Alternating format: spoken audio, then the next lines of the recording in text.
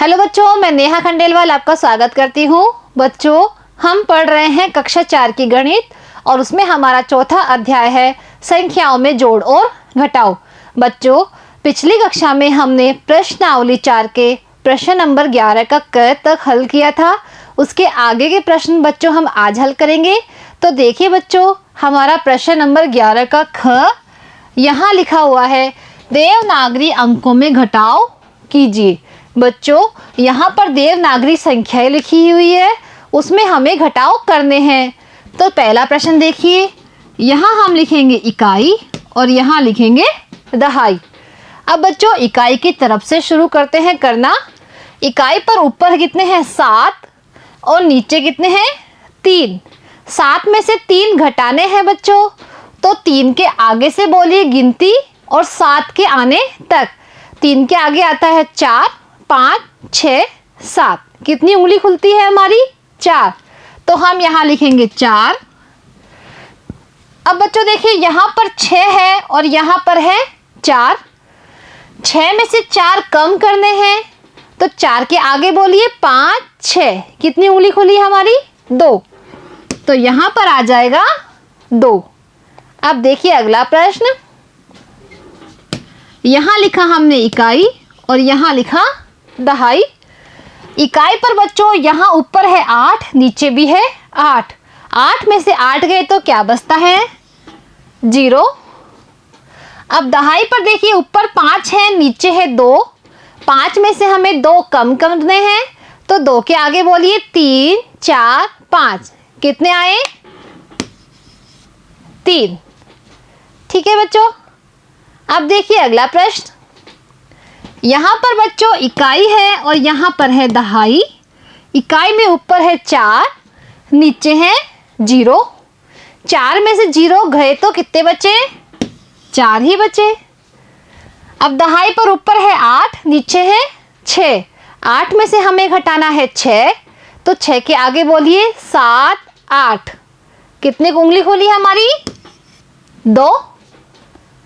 अब देखिए बच्चों अगला प्रश्न, यहाँ लिखेंगे हम इकाई, दहाई और सैकड़ा। बच्चों, इकाई पर ऊपर है 0, नीचे भी है 0। 0 में से 0 जाते हैं तो क्या रहता है 0। दहाई पर देखिए बच्चों, ऊपर 0 है, नीचे है 8, तो 0 में से 8 नहीं घटती है क्योंकि 0 कम है 8 से। इसलिए हम क्या करेंगे, सैकड़े वाले अंक से लेंगे उधार। सैकड़े पर कितना है बच्चों, यहाँ पर 7।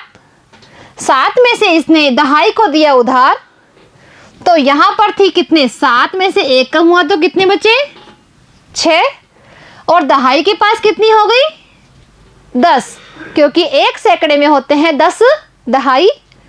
अब 10 में से 8 गए तो कितने बचते हैं 2। अब देखिए यहाँ पर 6 है, नीचे है 3। 6 में से 3 कम हुए तो क्या बचे 3। अब देखिए बच्चों अगला प्रश्न, यहाँ पर बच्चों ऊपर है 7, नीचे भी है 7। 7 में से 7 गए तो क्या बचते हैं 0। अब दहाई पर ऊपर है 2, नीचे है 3। 2 में से 3 नहीं जाते हैं क्योंकि 2 है छोटी संख्या, इसलिए हमें सैकड़े वाले अंक से लेना होगा उधार। सैकड़े के पास थे 8। 8 में से 1 दे दिया उधार, तो कितने रह गए यहाँ पर 7। और दहाई के पास कितने हो गए 12, क्योंकि एक सैकड़े में होते हैं 10 दहाई और 2 इसके पास पहले से है, तो 10 और 2 कितने हो गए 12। अब 12 में से बच्चों घटाने हैं 3, तो 3 के आगे से बोलिए 4, 5, 6, 7, 8, 9, 10, 11, 12। कितनी उंगली खुली हमारी 9। अब बच्चों देखिए यहाँ पर 7 है, 7 में से 5 गए तो कितने बचते हैं 2। अब देखिए बच्चों अगला प्रश्न,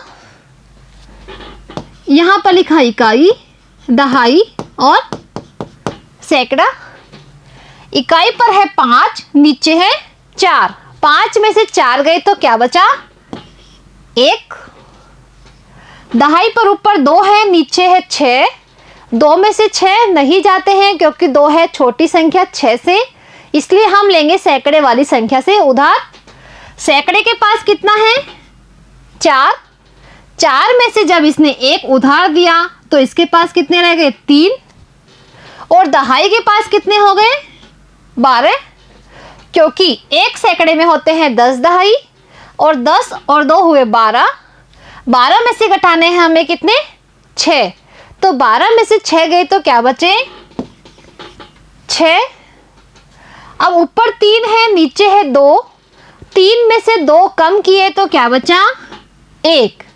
ठीक है बच्चों। अब देखिए बच्चों अगला प्रश्न।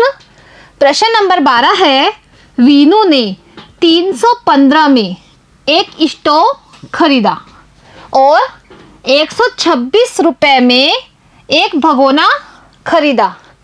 बताइए उसने कुल कितने रुपए खर्च किए।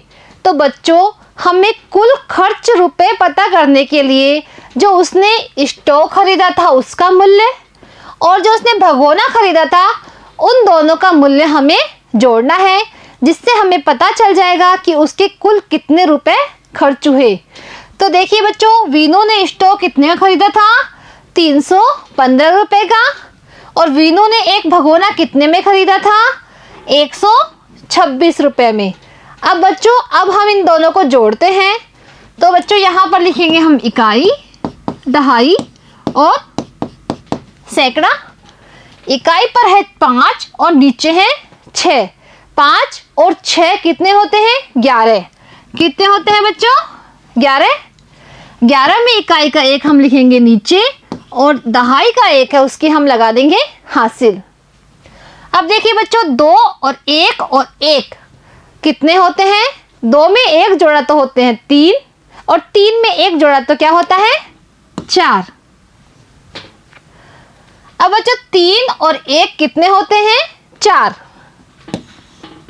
बच्चों वीनू के कुल कितने रुपए खर्च हुए? वीनू के हुए 441 रुपए खर्च। अब बच्चों देखिए अगला प्रश्न। यहाँ है प्रश्न नंबर 13। उसमें लिखा हुआ है राधा ने कुल 500 कागज की थैलियां बनाई।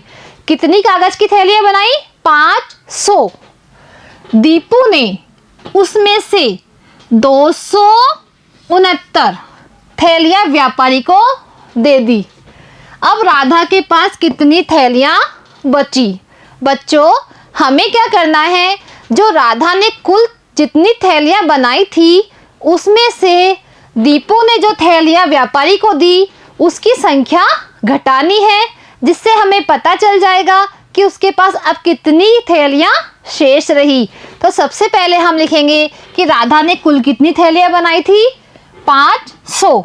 ठीक है बच्चों। अब कितनी थैलियां किराना व्यापारी को दी गई थी? 269। अब शेष थैलियां निकालनी है तो हम करेंगे घटाव।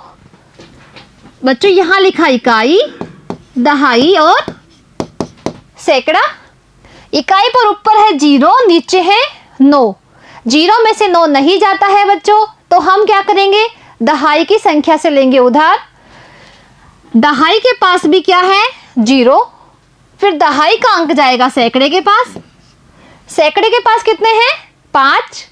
5 में से इसने दहाई को 1 उधार दिया तो इसके पास कितने रह गए? 4।